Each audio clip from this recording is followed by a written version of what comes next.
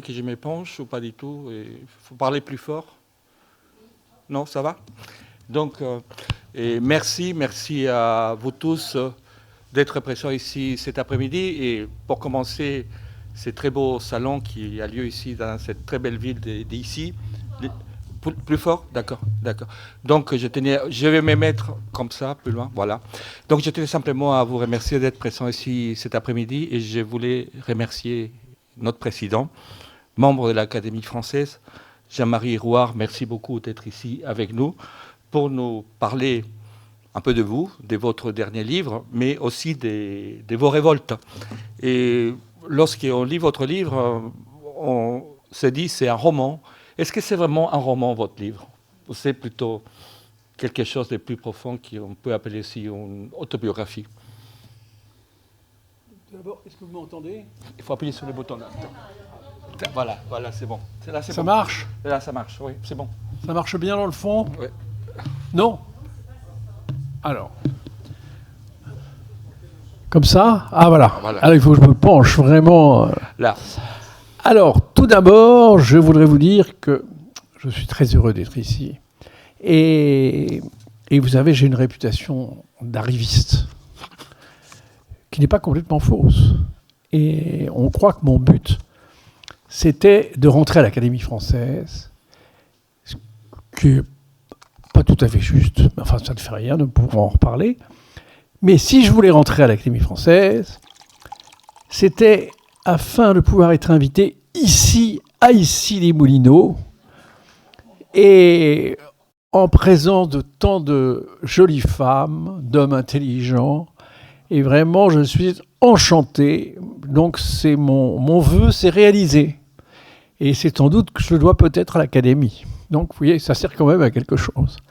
Donc, je me réjouis infiniment d'être avec vous. Alors, vous m'avez posé une question. En effet, mon livre s'appelle « Roman ». Et ce n'est pas un roman au sens où on l'entend généralement, bien que ce terme de roman, maintenant, ça soit utilisé pour beaucoup de choses. Il y a énormément de livres qui s'appellent romans, mais qui en réalité étaient des histoires d'amour autobiographiques. Ne serait-ce que quand vous prenez, par exemple, La confession d'un enfant du siècle de Musset, qui raconte son histoire d'amour avec George Sand, il appelle ça roman. En fait, c'est le récit d'une de ses histoires d'amour. Enfin, on ne va pas évoquer tous les livres qui s'intitulent romans, qui ne sont pas tout à fait des romans, puisque La recherche du temps perdu, c'est quand même très proche de la vie de Marcel Proust, et en même temps c'est très éloigné, parce qu'il a bâti sur sa vie quelque chose, un monument très différent. Alors je vais vous dire pourquoi, comment ça s'est passé. C'est qu'il y a quelques années, je republiais un ouvrage, et l'éditeur, une secrétaire s'était trompée, et dans la liste de mes ouvrages, près de mon ouvrage, qui était mon discours de réception à l'Académie française, on y revient, elle avait ainsi ça intitulé « Roman ». Alors vraiment, un discours à l'Académie française, le discours de réception, c'est vraiment pas un roman.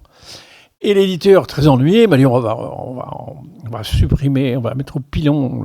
J'ai dit non, ne bougez pas, on va laisser comme ça, parce qu'en fait, c'est vrai.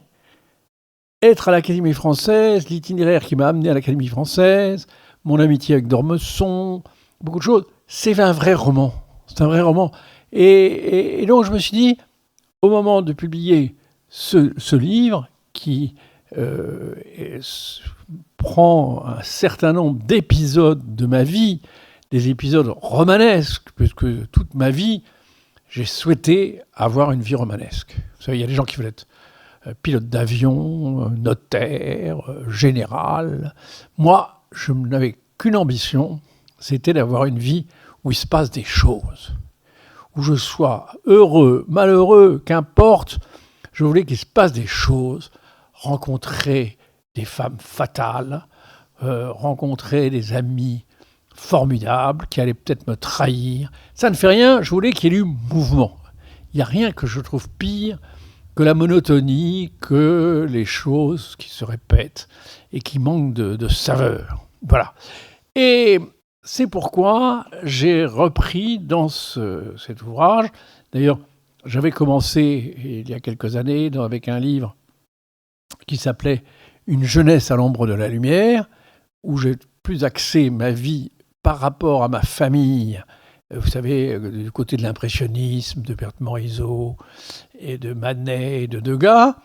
Et puis, il y a eu un deuxième volume qui s'appelait « Nous ne savons pas aimer ». Et alors là, j'évoquais ma vie sentimentale, plutôt ma vie sentimentale, et qui était très agitée, bien sûr, sans donner aucun nom, sans trahir aucun secret. Et enfin, le troisième volume, ça s'appelait « Ne pars pas avant moi », et c'était, d'une certaine façon, mes relations avec Jean d'Ormesson dans une période quand j'avais 18 ans, parce que je l'ai connu quand j'avais 18 ans. Voilà. Et donc ça, c'est le quatrième volume, et qui, disons, qui reprend, si vous voulez, parce que bizarrement, à propos d'une affaire dont je me suis occupé, qui est l'affaire Omar Haddad, eh bien, dont on parle un peu en ce moment, beaucoup de gens m'ont dit « Mais qu'est-ce qui vous a pris ? Vous êtes quelqu'un de très conformiste, quelqu'un qui ne fait pas de vagues, qui est très académique. Pourquoi est-ce que vous êtes embarqué dans cette affaire ? Subitement, il y avait même, quand j'ai eu un procès à propos de l'affaire Omar Haddad, il y a même eu un avocat, Maître Kiechman, qui m'a accusé de m'être lancé dans l'affaire Omar Haddad uniquement pour me faire élire à l'Académie française. Il a dit devant la 17e chambre correctionnelle. Et à ce moment-là, Jean d'Ormesson, qui était là pour me soutenir, a dit « Maître, je crois que vous connaissez mal les usages de l'Académie. Si l'on veut se faire élire à l'Académie française, mieux vaut faire une biographie du roi du Maroc plutôt que celle d'un jardinier marocain. » Voilà. Donc, cette affaire, on a cru que subitement j'avais eu un espèce de désir. Il fallait être tordu comme l'aime M. Kiechman pour croire que c'était pour entrer à l'Académie. Mais enfin, beaucoup de gens se sont dit... Voilà. Et alors qu'en réalité, cette question de la justice est au cœur de ma vie, est au cœur de mes livres. Je n'ai pas commencé avec l'affaire Omar Haddad, mais j'ai commencé depuis toujours, me semble-t-il, c'est ce que j'ai voulu montrer, et pas seulement sur le plan judiciaire, mais sur le plan judiciaire, déjà, j'avais écrit un article en 69 sur Gabriel Russier. Je ne sais pas si vous vous en souvenez. Gabriel Russier, c'était ce professeur, cette femme qui était tombée amoureuse d'un de ses élèves, qui avait 16 ans, et puis il y a eu une plainte déposée, elle a été emprisonnée, inculpée, et elle s'est suicidée. C'était une affaire Macron qui a un peu raté, vous voyez ce que je veux dire. C'est-à-dire qu'aujourd'hui, on voit que comme les mœurs sont changées, parce qu'au fond, Emmanuel Macron et son épouse sont à la présidence de la République, alors que la malheureuse Gabrielle Russier eh bien, est dans sa tombe. Et comment est-ce que ça a été pris au Figaro à ce moment-là, par exemple ? Cool. Alors, comment ça a été pris ? Il se trouve que je suis rentré au Figaro très jeune, parce que j'avais tout raté. Je préfère, on parle entre nous, je ne le répéterai pas à Hélène Carrère d'Ancos, mais c'est vrai que j'étais très nul en classe. Je dois dire, j'avais passé mon bac 5 fois. Et l'Académie, c'était 5 fois, je crois aussi. L'Académie, 5 fois également. Mais seulement, attendez, c'était 5 fois, mais c'était pas le bac d'aujourd'hui. Le bac d'aujourd'hui, j'aurais eu une mention très bien. Parce que le bac d'autrefois, je peux vous dire que c'était très difficile, d'autant plus que j'avais choisi la section la plus difficile, qui était la section latin-grec. Et puis, il y a quelques années, il y a 5 ou 6 ans, un jour, je reçois un coup de téléphone d'un monsieur qui me dit « Monsieur, voulez-vous présider notre association à Strasbourg qui va se réunir, l'association des surdoués ?» J'ai cru que c'était une blague de Jean d'Ormesson ou de Gonzague Saint-Brice. Et j'ai dit « Je ne suis pas surdoué, j'étais simplement un peu idiot, un peu nul. » Mais les surdoués disent toujours ça. Venez.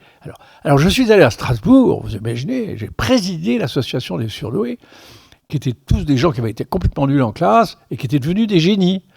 Alors j'avais beau dire, mais non, moi je n'étais pas un génie. Bon, bref, maintenant j'ai accepté d'avoir été un surdoué. Ça ne m'a pas rapporté grand-chose. J'aurais préféré que ce soit à l'époque qu'on me dise que j'étais un surdoué. Et donc, j'avais beaucoup de difficultés. J'ai même raté ma première année de droit et ensuite ma première année de lettres. Donc je n'avais plus qu'une seule solution, c'était le journalisme. Il n'y avait pas d'autre solution. Mais j'ai fait un mariage de raison avec le journalisme parce que j'ai commencé par écrire un roman à l'âge de 20 ans que ma mère avait tapé à la machine, qu'elle trouvait génial, mais qui a été refusé par 13 éditeurs. Voilà. Et en attendant, je suis devenu journaliste, un mariage de raison. Et petit à petit, je me suis mis à adorer le journalisme.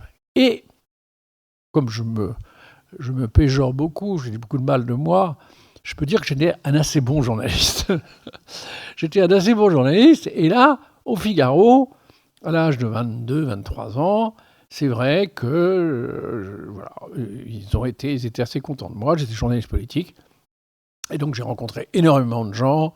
C'était tout à fait passionnant parce que c'était l'époque où il y avait François Mauriac, Raymond Aron, puis un peu plus tard, Jean d'Ormesson. Donc, c'était un journal très intéressant, un journal tout à fait passionnant. Et puis, ça correspondait bien à cette idée que je me faisais de la vie, de rencontrer tous les gens que j'avais envie de rencontrer. Et donc, à ce moment-là, je le raconte dans le livre, j'ai rencontré Jean Renoir. J'ai déjeuné avec Jean Renoir parce qu'il était très lié à ma famille, puisque Renoir occupe une grande place dans mon histoire familiale, puisque ma grand-mère est peinte par Renoir avec sa sœur dans un tableau fameux Les jeunes filles au piano. Enfin bref, et que je suis rentré au Figaro grâce, parce que j'étais pistonné là encore, grâce à l'entremise de la famille Renoir. Et votre tante Victoire, je crois que ça s'appelle, non ? Victoria, oui. Victoria, voilà, tout à fait. Mais justement, mais ça n'a pas toujours été facile, j'ai l'impression, au Figaro, parce que parfois, vos articles, et même concernant Gabriel Roustier, ça n'a pas toujours été bien pris, et on a quelquefois eu la tentation de vous mettre au placard aussi. Oui, mais si vous voulez, dans la vie, si on est passionné, si on est enthousiaste, et si on veut vraiment faire des choses qui sortent un peu des sentiers battus, c'est-à-dire essayer d'avoir une vie un peu intéressante et servir à quelque chose, forcément, il y a des gens à qui ça déplaît. Voilà. Il y a des gens qui aimeraient que les journalistes soient des ronds de cuir, obéissants, que jamais il y ait de vagues, voilà. Mais ce n'était pas du tout la vie que je voulais avoir.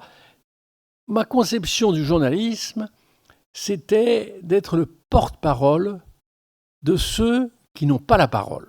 Voilà. C'est-à-dire des gens malheureux. Les gens malheureux, parce qu'eux, ils n'ont personne, ils sont dans leur...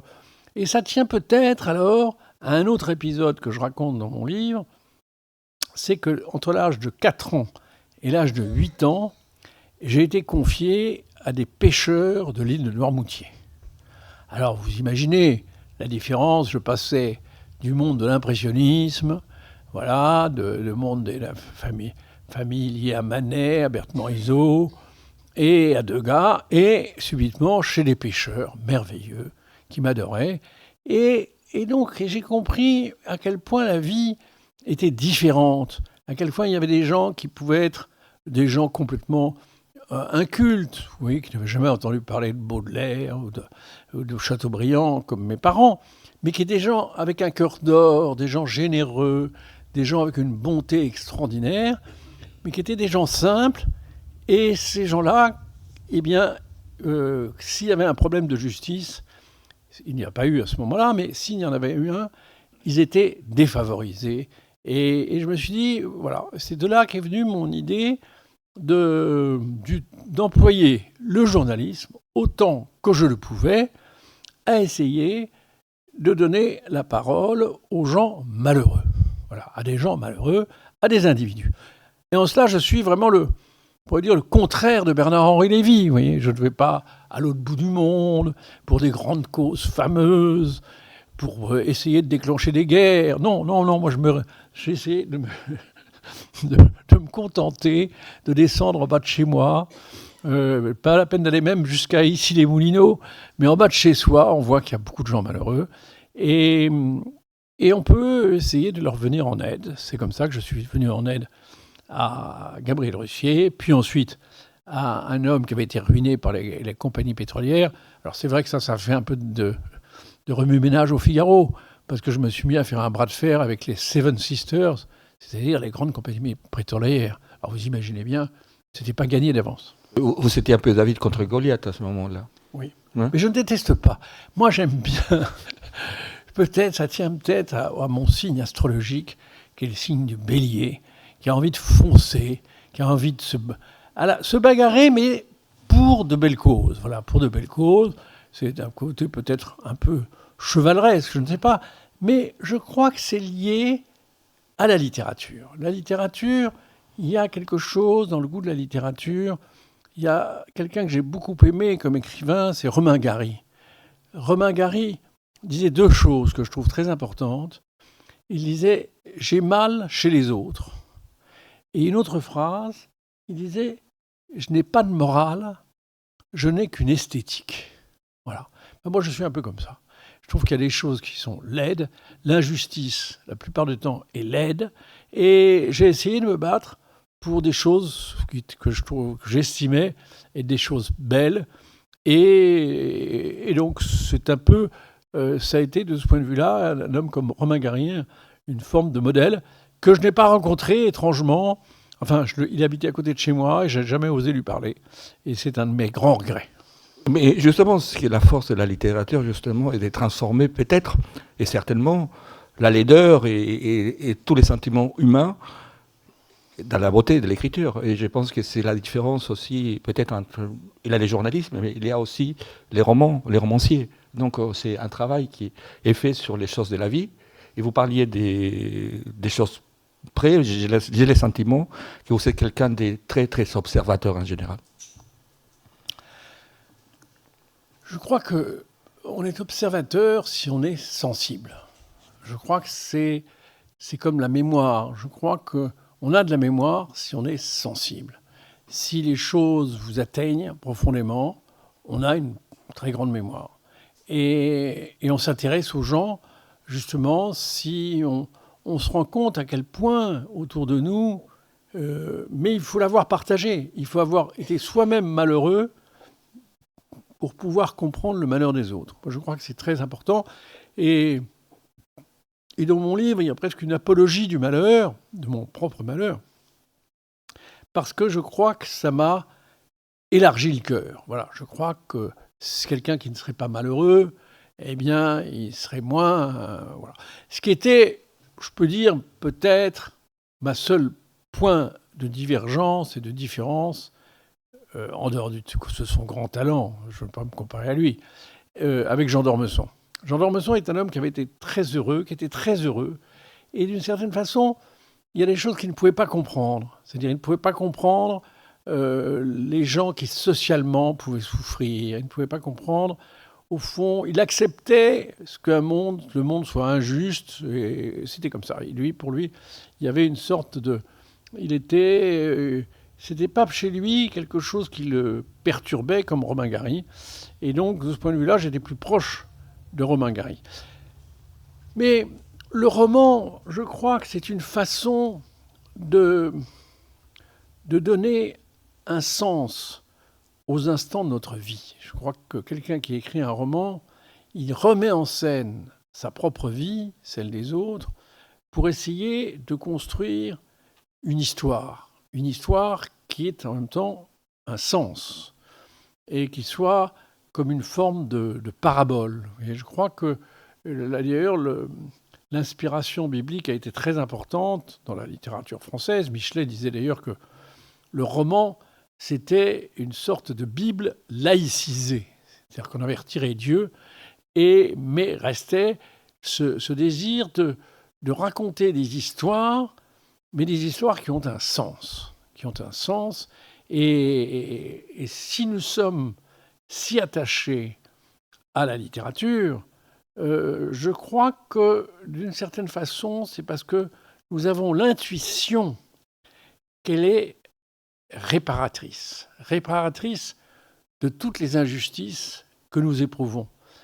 Je ne parle pas seulement des injustices sur le plan judiciaire, qui sont vraiment de grandes injustices, mais en permanence, il y a une injustice. Que vous ouvrez un journal, tout ce que vous pouvez voir dans un journal, c'est effroyable. Vous vous dites, mais c'est pas possible. Chaque jour, il y a des gens qui souffrent. Et puis dans vos voisins, et même vous-même, chaque jour, vous ressentez qu'au fond, la vie ne correspond pas complètement à ce que vous souhaitiez. Et d'ailleurs, il y a un très bel exemple que donne François Mauriac. François Mauriac dit « Je ne pourrai jamais être heureux en amour, parce que quand j'écris une lettre d'amour, j'écris aussi la réponse. » C'est-à-dire, nous sommes nous-mêmes en permanence devant la vie, en train de nous dire comment est-ce que la personne en face de nous réagirait, et on est en train de construire, au fond, quelque chose qui correspondrait à notre idéal de vie. Et il faut bien reconnaître que nous sommes très souvent déçus. On fait un cadeau à quelqu'un, la personne considère que ça n'a aucun intérêt. Vous voyez, on est en permanence en train de projeter dans la vie le désir d'être compris, le désir d'être aimé. Et il faut bien reconnaître, heureusement, parfois c'est récompensé, mais la plupart du temps, je crois qu'il y a une très grande insatisfaction. Et c'est pourquoi, quand nous lisons un roman, eh bien, nous voyons transmuer en mots, justement, ce désir d'enrichissement, ce désir de réparation que nous éprouvons et qui arrive très rarement dans notre vie, dans la vie réelle. Et quand on lit tous les beaux romans, que ce soit les romans de Tolstoï, les romans de Dostoïevski, de Stendhal ou de Maupassant. Maupassant, je crois que c'est particulièrement celui qui nous donne le plus ce sentiment de la réparation. Quand vous voyez par exemple un livre que je trouve merveilleux comme Boule de Suif, vous savez, qui est l'histoire d'une prostituée dans une diligence au moment de la guerre de 1870,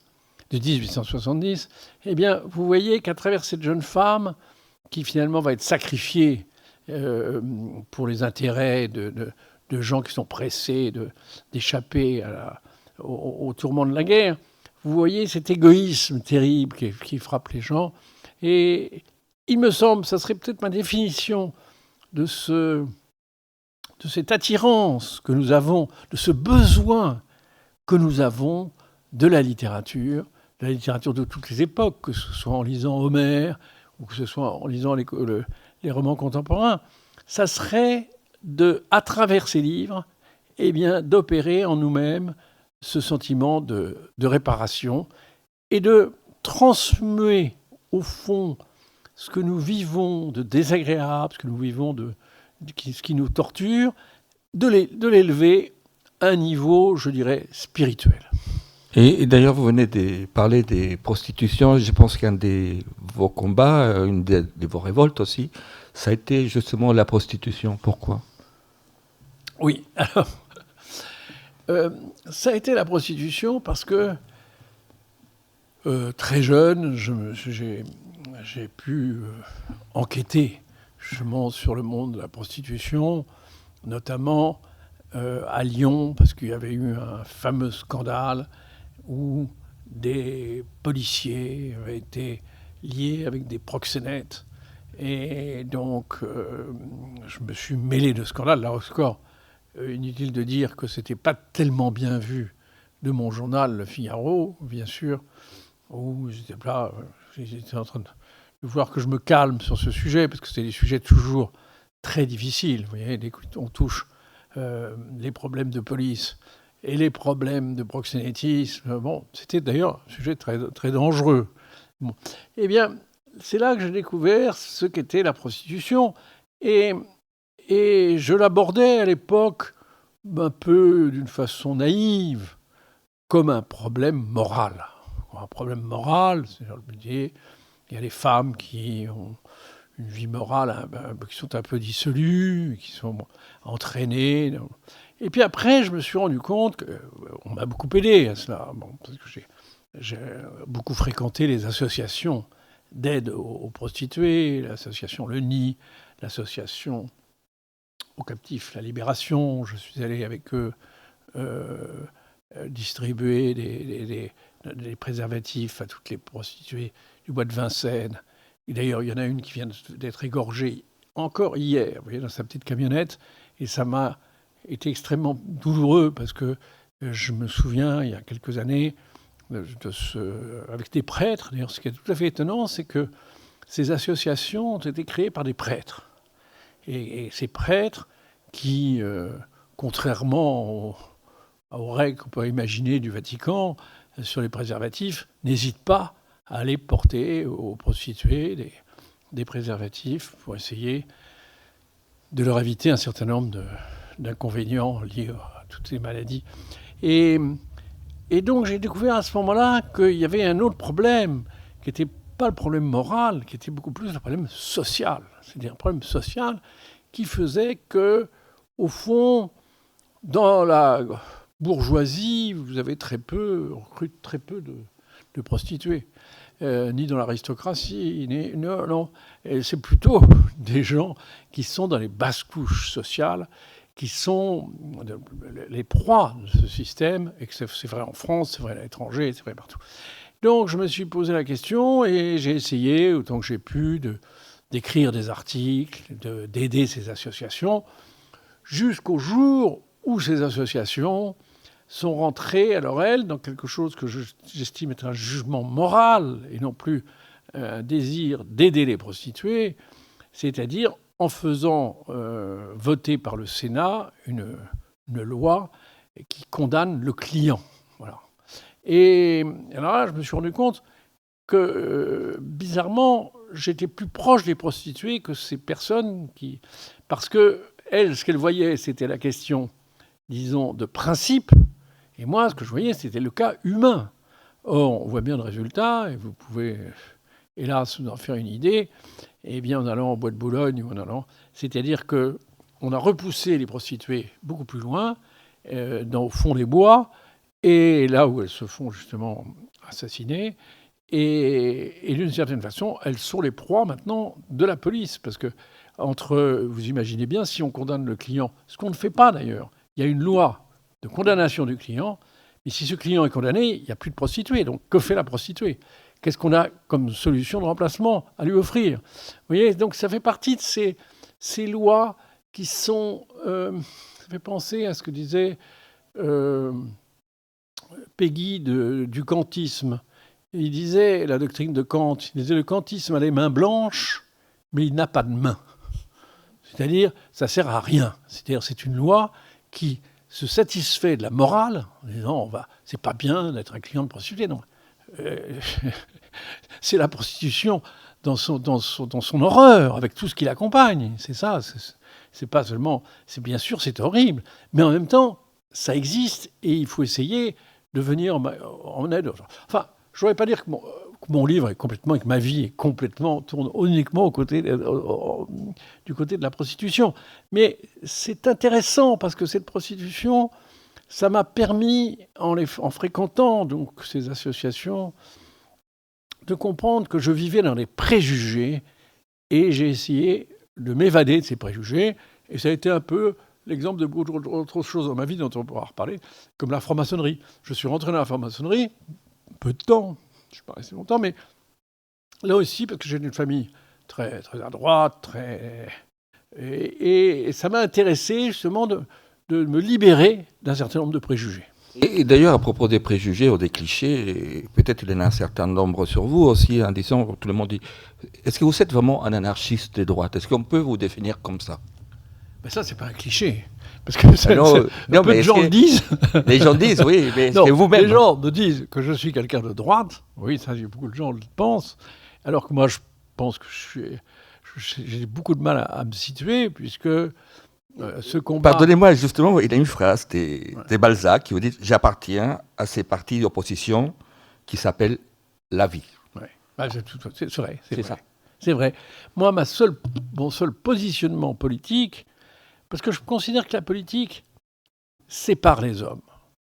Elle les sépare. Elle ne les réunit pas. La littérature réunit les hommes. Vous voyez ? Donc je crois... Moi, je suis beaucoup plus épris d'union que de séparation. Et dans ma vie, je raconte mes excellentes relations avec François Mitterrand, que j'ai vu beaucoup avant qu'il soit président, et quand il a été président, avec qui j'ai eu une correspondance. ou des gens comme le directeur de l'Humanité, Roland Leroy ou René Andrieux, ou des gens, ou même Jean-Marie Le Pen, que j'ai interviewé. Enfin, pour moi, le positionnement politique est un positionnement superficiel. Voilà. Pour moi, c'est pas comme ça que je juge les gens. J'essaie de les comprendre. Et d'ailleurs, dans les livres que j'ai pu écrire qui traitaient de périodes très difficiles, comme l'occupation, et j'ai écrit notamment un livre qui s'appelait Avant-guerre, qui se passait donc dans les années qui ont précédé l'occupation, puis la libération. J'avais essayé de montrer à quel point c'était difficile, parce que quand vous parliez avec des résistants, justement, ils n'étaient pas manichéens. C'est plutôt bien après que les gens sont devenus manichéens sur cette époque. Et François Mitterrand avait une très belle phrase là-dessus. Il disait « L'opposition n'est pas entre gaullistes et collaborateurs, elle est entre ceux qui ont connu cette période et ceux qui ne l'ont pas connue. » Voilà. Parce que les jugements étaient très différents. Et d'ailleurs, étrangement, les grands résistants que j'ai beaucoup interrogés étaient beaucoup moins sévères que la génération qui est venue par la suite. Et d'ailleurs, il faut se rappeler simplement, lors de la libération de Paris, la libération en France tout court, et les gens qui coupaient les cheveux des femmes n'étaient pas des résistants, et les résistants se sont révoltés contre ça. Donc il y a quelque chose aussi, et à ce moment-là, qui s'est joué. Mais il y a quelque chose qui m'a beaucoup frappé dans votre parcours, et vous le dites aussi. Est-ce que vous croyez vraiment beaucoup à la destinée ? Eh bien, je crois énormément à la destinée. et je vais aggraver mon cas en disant que j'ai passé beaucoup de temps chez les voyantes, chez les astrologues, pour leur demander, alors, qu'est-ce qui va se passer ? Et souvent, ils me disaient, ben voilà ce qui va se passer. Et puis, c'était vrai. C'est ça qui était étonnant. Donc, ça a accrédité mon idée de la destinée. Mais en fait, je vais encore aggraver mon cas. Je veux dire, je me suis toujours senti protégé. Et j'ai toujours senti que j'avais des anges gardiens. Oui, c'est encore pire. C'est vraiment...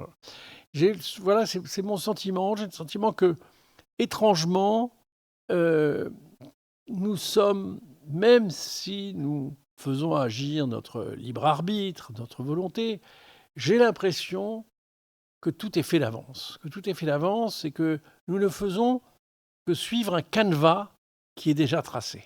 C'est mon sentiment, parce que je raconte notamment à une chute dans un ravin, dans une voiture en Grèce, à un moment où il y avait, dans l'île de Samos, j'habitais dans un petit monastère merveilleux, et un jour, je vais à la ville principale, dans un taxi, et il y a un virage devant un précipice énorme, et le chauffeur de taxi voit arriver une voiture en face de lui, et je ne sais pas pourquoi, il lâche son volant, et il se jette dans mes bras, ce qui est un peu bizarre. Alors je me suis dit, alors c'est terminé maintenant, fini, il n'y aura plus rien. Et la voiture fait 3 tonneaux, elle tombe dans le ravin, et elle est miraculeusement arrêtée par un petit arbuste vraiment qui la coince.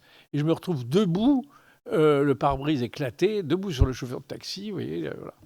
Et depuis ce jour, je me suis dit, c'est quand même étrange. Vraiment, j'aurais dû faire une chute de 300 mètres, et je n'ai pas fait cette chute. Donc je me dis, au fond, il y a quelque chose. C'est pour ça que je crois aux forces extérieures. Je crois, comme disait Mitterrand, aux forces de l'esprit. C'est le dernier discours de Mitterrand en 1995, je crois. Il croyait aux forces de l'esprit, vous vous rappelez ça, non ? Ouais. Hein ? Mais donc, c'est quelque chose de pas tout à fait rationnel quand même. Ah mais attendez, qu'est-ce qui vous a dit que j'étais rationnel ? Non, ben, je ne le suis absolument pas d'ailleurs.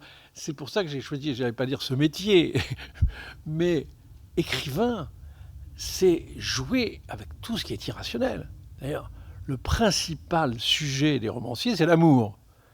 Vous trouvez qu'il y a quelque chose de rationnel dans l'amour ? Mais ça, on ne sait pas d'où ça vient, on ne sait pas pourquoi ça s'en va, on ne sait pas pourquoi on rencontre telle personne, pourquoi cette personne subitement vous quitte. Et en général, vous quitte avec un crétin. J'ai remarqué que toutes les femmes qui m'avaient quitté m'ont toujours quitté avec des imbéciles. Elles m'auraient quitté avec des gens remarquables. Des gens comme moi, j'aurais pu comprendre, mais non. Et donc, non, tout ce qui est important dans notre vie est irrationnel. Ça a remarqué, c'est quand même extraordinaire. Il y a un garçon qui rencontre une fille dans l'autobus, qui lui dit: est-ce que vous avez perdu votre ticket? Et puis, qu'est-ce qui se passe? Ben, ils se revoient, ils se fiancent, ils se marient, ils ont des enfants, ils ont des petits-enfants. Enfin, c'est invraisemblable quand on pense aux raisons qui ont pu amener des couples à se rencontrer et à s'aimer, à vivre des passions extraordinaires, avec toutes les aventures. Parce que ce qu'il y a d'extraordinaire dans le roman, justement, c'est l'amour. L'amour est une aventure exceptionnelle. C'est pour ça que, je veux dire, j'ai répété un peu trop souvent peut-être les rencontres, mais parce que je trouvais à chaque fois que c'était extraordinaire, c'était vraiment... Mais je trouve que tout dans notre vie, justement, ces accidents dont nous réussissons à éviter un destin tragique, mais toutes les rencontres, je crois, tout ce que nous sommes, on se rend compte à quel point, eh bien, nous sommes entourés par le merveilleux et par les rationnels. Donc je crois, enfin, particulièrement les écrivains et les artistes, ils ont ce qu'on appelle, ce que Platon appelait l'enthousiasme. L'enthousiasme, c'est d'être en Dieu, c'est d'avoir un lien avec Dieu ou des divinités, je ne sais pas, mais avoir un lien avec les rationnels. Et je crois que très profondément, c'est le lien des écrivains avec parfois les mystiques ou avec les voyants. Je crois qu'il y a des liens qui sont très profonds et que, en tout cas, moi, ce qui me frappe chaque jour, c'est la présence du rationnel. Mais à propos des liens, justement, vous, moi, nous tous, nous avons des liens avec autrui, avec les autres personnes, mais vous-même, en tant qu'écrivain, artiste, vous avez une vision singulière des choses. Et c'est cette vision singulière qui nous intéresse. C'est votre vision du monde et la vision que vous avez d'autrui. C'est très juste ce que vous dites. Moi, je crois qu'un artiste, justement, ce qui le distingue des autres hommes, et c'est ce qui distingue les artistes entre eux, c'est qu'ils ont une vision. Une vision, c'est pour ça, je ne peux pas faire la différence. On me dit très souvent, est-ce que vous êtes plutôt journaliste, plutôt écrivain? Je ne fais pas la différence parce que, au fond, c'est toujours la même vision. Et cette vision, je vais peut-être vous étonner, c'est elle qui entraîne le style. C'est par cette vision qu'arrive le style, et parce que il y a des gens qui croient, je crois que c'est une erreur, qu'il y a des gens doués au départ, qui ont un style, qui écrivent bien. Non, je ne crois pas. Je crois que c'est simplement parce qu'ils ont une vision originale, que cette vision originale, ils parviennent à la traduire avec les mots et avec les formes qui leur sont nécessaires. Vous savez, il y a chez les peintres, des peintres qui n'étaient pas forcément très doués à l'origine, comme Van Gogh, mais il avait une telle vision que c'est cette vision qui s'est imposée. Et donc, moi, il me semble que c'est vraiment la caractéristique d'un artiste, c'est l'originalité de sa vision, bien sûr, et en même temps, à quel point, justement, cette vision rejoint quelque chose de quasiment mystique. Voilà, de quasiment mystique. Et c'est très frappant, d'ailleurs, à propos d'un écrivain qui parle très peu de Dieu, qui est Proust. Proust parle très peu de Dieu, mais au fond, il place dans son œuvre toute cette foi dans une espérance qui fait qu'il est capable de s'enfermer dans une chambre de liège, de ne plus voir personne, pour se consacrer uniquement à son œuvre, de la même manière qu'un moine dans sa cellule. Donc vous voyez, quelquefois, il y a des transferts, et je crois qu'il peut y avoir des liens entre la littérature et la mystique. Et d'ailleurs, vous avez fait un peu allusion tout à l'heure, ça me semble tout à fait important, essentiel d'essayer de comprendre que votre vie elle-même a été romanesque, complètement. Mais écoutez, je ne m'attendais pas à ce qu'elle le soit autant, puisque j'ai réussi quand même à être viré 2 fois du Figaro, c'est exceptionnel. J'ai été condamné par la 17e chambre dans l'affaire Maradad. J'ai subi des tas de choses très bizarres et que je ne recherchais pas. Voilà, c'est ça. Mais je crois que c'est aussi une vie romanesque, c'est savoir observer sa vie. Voilà. C'est d'abord désirer avoir une vie romanesque et en même temps savoir l'observer. Et quand vous l'observez, c'est comme il se passe beaucoup de choses autour de nous. Mais si vous mettez un microscope en face de vous, si vous mettez une loupe, déjà, vous voyez des tas de monde qui grouille autour de nous. Quand vous promenez dans une forêt, c'est vraisemblable ce qui se passe. Mais vous pouvez très bien vous promener sans ne rien voir. Eh bien, la vie, je crois que c'est ça. Je crois qu'autour de nous, c'est extraordinaire. Parce que chaque individu est extraordinaire. Chaque individu contient en lui des possibilités fantastiques. Que ce soit un enfant, un adolescent, un adulte, même quelqu'un d'âgé. C'est formidable. On se dit que chaque personne avait en lui la possibilité d'être un Mozart, un Gauguin, un Tolstoï. Il y a toute cette virtualité que contient chaque être, et sans compter les virtualités dans l'ordre de la bonté. Les gens qui sont extraordinairement bons, enfin qui se consacrent, c'est extraordinaire. Puis d'autres qui sont extraordinairement méchants. Mais c'est intéressant aussi, la méchanceté. Vous voyez non, donc je crois qu'aussi le romanesque tient au fait de regarder autour de soi. Et pour reprendre l'exemple de Maupassant, Maupassant a vécu dans des milieux un peu différents, mais enfin, il a vécu au milieu des paysans de Normandie, et puis des hobereaux de Normandie aussi, voilà. Mais ce qui fait le talent de Maupassant, c'est son humanité, et en même temps, c'est à quel point il sait les observer. C'est extraordinaire de voir toutes les manies des paysans, leur façon au marché d'essayer d'acheter une vache, voilà. Mais il fait quelque chose d'homérique, de choses de la vie quotidienne. Eh bien, je crois que c'est ça le talent. C'est vraiment d'être passionné par la vie et passionné par les êtres et être capable de discerner chez n'importe qui autour de nous quelqu'un d'exceptionnel. Mais un talent, on peut l'exprimer dans des choses très très différentes. Vous racontez dans les livres aussi je pense qu'à un moment donné, au collège, vous avez failli devenir des études pour devenir menuisier plus tard. Allez. Mais quand on est menuisier, on peut être aussi quelqu'un de très talentueux aussi, je pense. Oui. J'étais en effet tellement nul en classe que... mais d'une certaine façon, ça m'a... J'allais dire que ça m'a rapporté. Non, mais ça m'a donné des lecteurs. Parce qu'il y a beaucoup de dames qui viennent me voir, qui me disent « Mes enfants sont nuls en classe, et qu'est-ce qu'on fait quand on est nul en classe pour entrer à l'Académie française ?» Donc je leur dis « Lisez mon livre, vous verrez. Ouais. » Non, alors j'étais tellement nul qu'en effet, il y avait un professeur, un curé, qui dirigeait un collège, qui trouvait que j'étais à la limite de la débilité mentale. Bon. C'est pas très agréable, mais enfin, bon, c'est comme ça. Et il considérait que le travail intellectuel était au-dessus de mes moyens et que je devais devenir, en effet, un travailleur manuel, un menuisier, voilà. Et comme dans ma famille, il y avait eu un grand ébéniste qui s'appelait Jacob Desmalter, mon père avait été un moment tenté de me mettre en apprentissage. Voilà, et c'est parce que tout de suite, j'ai régimbé à cette idée que j'ai quand même poursuivi des études. Mais vous dites aussi, je crois que je voulais que quelque chose arrive dans ma vie.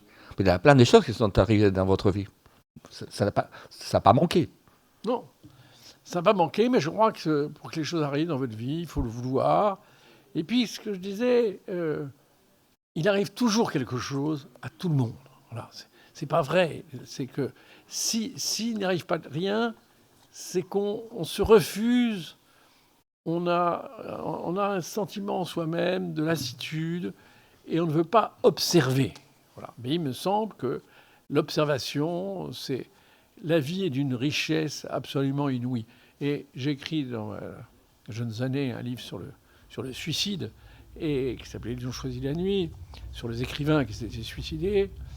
Et je dois dire, parce que comme tout le monde a 16 ans, 17 ans, on a cette espèce de fascination pour le suicide.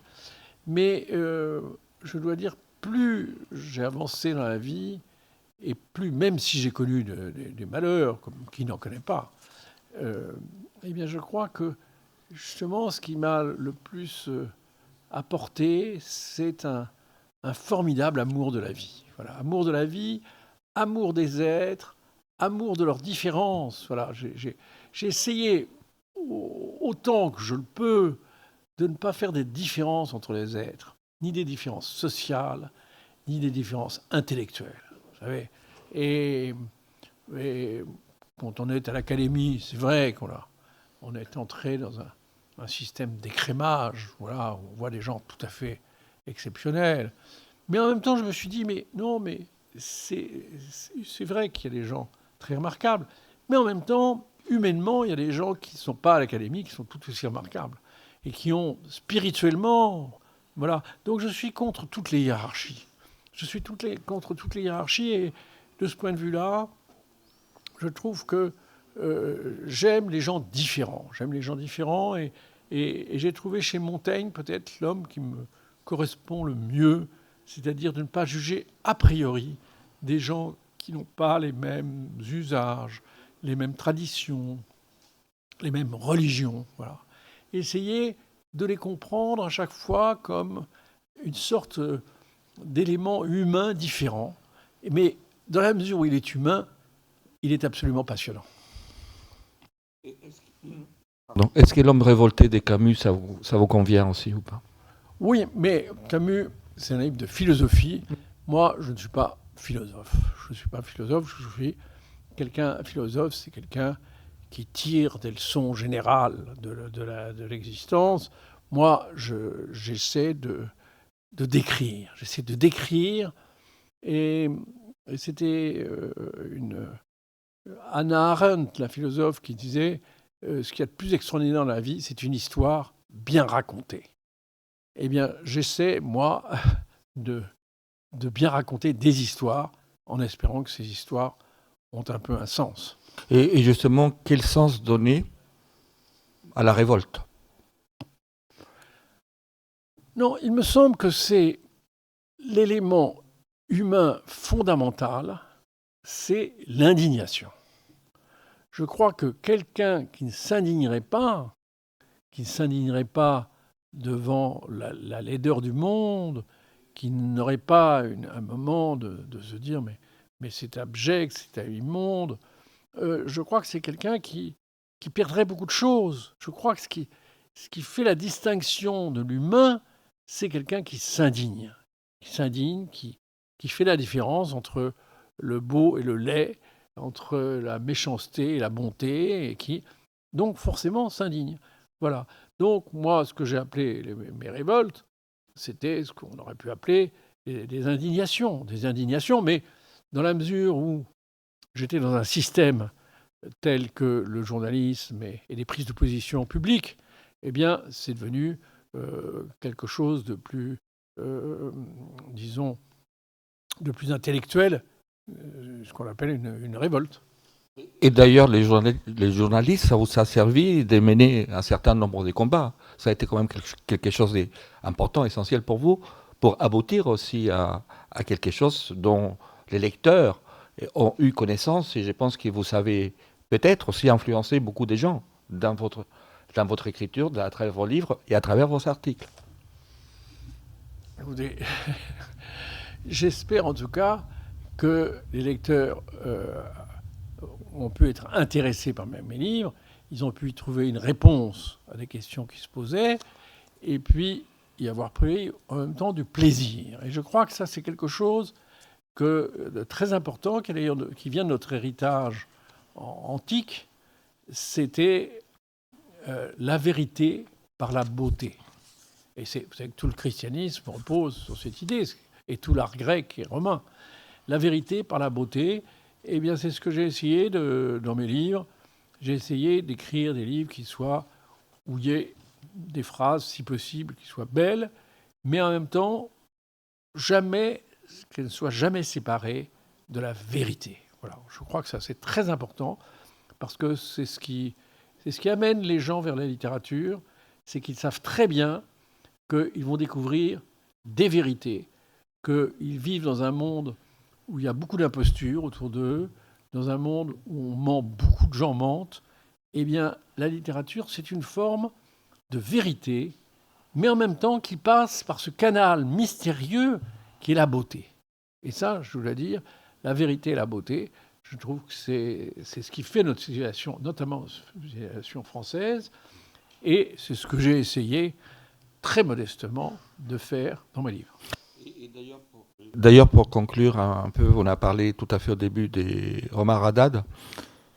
Qu'est-ce qui a fait pour vous cette intime conviction que Omar Haddad disait la vérité? C'est une très longue histoire, hein, mais ma conviction, elle était dès le départ, et parce que c'était invraisemblable qu'une femme dans sa cave, qui était longuement torturée, dont les entrailles, elle avait les boyaux qui lui sortaient du ventre, elle avait le doigt sectionné, elle avait le foie perforé. C'est invraisemblable qu'une femme dans cet état puisse faire des inscriptions avec son propre sang, et en plus, à 2 endroits de la cave, en portant ses boyaux. Vous voyez, c'est pas possible. Et donc, c'était absolument impossible. Et en plus, vous n'allez pas faire des phrases. Quand vous êtes en train de mourir, surtout dans les conditions dans lesquelles elle était, elle ne va pas s'amuser à faire des phrases et à faire des apostrophes. Enfin, c'est invraisemblable que cette idée et que des gens si éminents aient pu croire une seconde à ce scénario. Ça me navre pour la... D'ailleurs, depuis 2001, il y avait la commission de révision avait soulevé cet aspect. C'est évident qu'elle n'a jamais pu écrire ces phrases. Donc, comme c'est elle qui désignait quelqu'un, donc c'est que c'est quelqu'un d'autre qui les a écrites, ces phrases. Bon.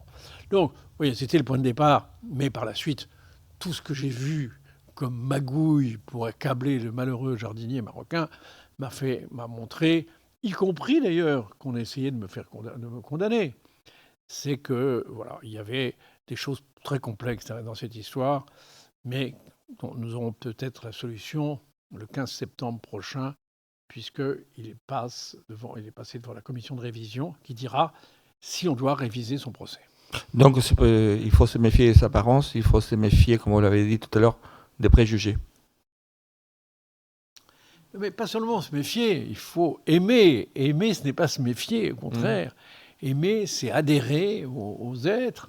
Et en même temps, sur le plan de la réflexion, je crois que c'est bien d'essayer de penser par soi-même. Voilà, par soi-même.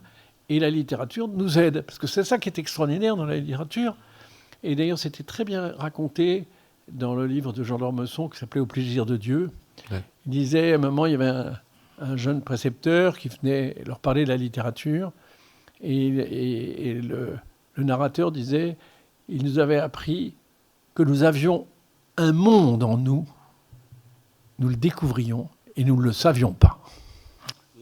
Vous parlez de Jean d'Ormesson, mais votre livre aussi, c'est de l'amour et de l'amitié pour Jean, que j'ai eu la chance de les connaître aussi pas mal, mais cette amitié a été essentielle pour vous. Elle a été très importante, puisque je l'ai connu à l'âge de 18 ans, et puis nous sommes vus, nous sommes même brouillés un moment, et puis nous sommes réconciliés, et puis voilà. C'était une amitié très importante. Je tenais simplement à vous remercier. Merci beaucoup de nous avoir parlé de vous. Et je rappelle les titres de votre dernier roman, Mes révoltes. Et je pense que vous allez vous faire un plaisir de les signer aussi. Bien sûr. On peut peut-être donner la parole à... Non, donc, je pense que si vous avez des questions, lors de la signature, vous allez pouvoir parler en tête-à-tête avec vous. Merci beaucoup. Vous pouvez l'applaudir. Merci.